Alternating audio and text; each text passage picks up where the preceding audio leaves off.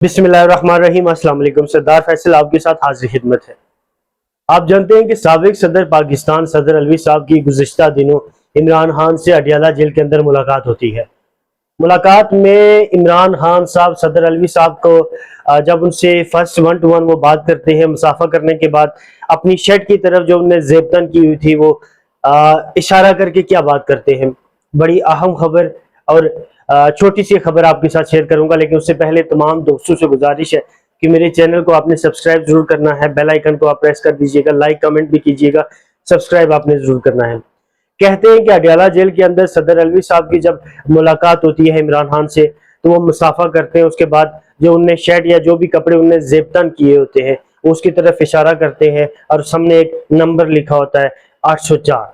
तो वो अलवी साहब को बताते हैं कि अलवी साहब, मैं हूँ कैदी नंबर 804। जाहिर है अलवी साहब को भी इस चीज का पता था कि वो कैदी नंबर 804 ही है। जाहिर है ये सबसे गोल्डन नंबर चल रहा है पाकिस्तान में, लेकिन ये बात करने का मकसद क्या था? अलवी साहब को ये बात क्यों कही, इसके पीछे क्या राज है, ये आपने कमेंट में मुझे जरूर बताना है कि क्यों इशारा करके इमरान खान ने बताया कि कैदी नंबर 804 मैं हूं।